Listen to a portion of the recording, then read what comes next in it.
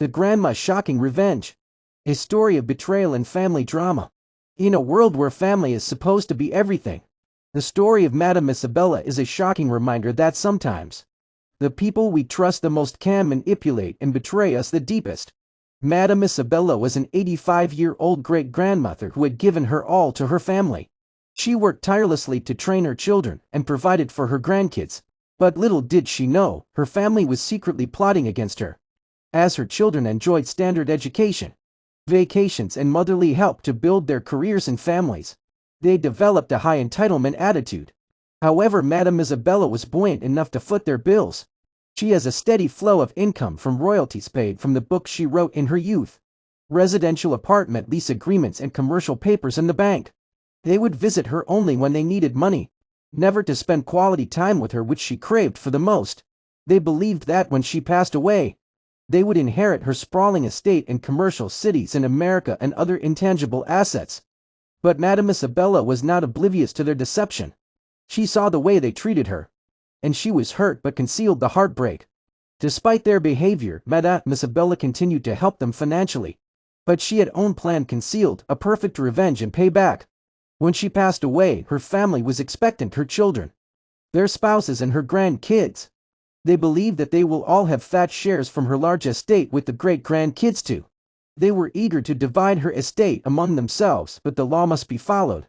She told them about her written will years ago. They were already planning how they would spend their inheritance. Some would buy a new car, others a new apartment in the city.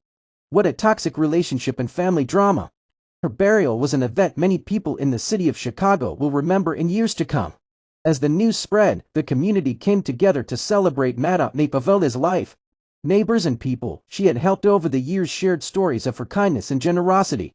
They remembered her not for her wealth, but for the love and care she had shown them. While unknown faces to her children and relatives took over the burial plans and funded it, her children just tagged along, contributing less financially. But what they didn't know was that Madame Isabella had one last trick up her sleeve. In her will, her children, her grandkids and great-grandkids got nothing. She left her beautiful home and almost brand new car to her young nanny, who had been by her side for 9 years. The rest of her estate was donated to a charity that cares for the elderly and budding writers. What a twist!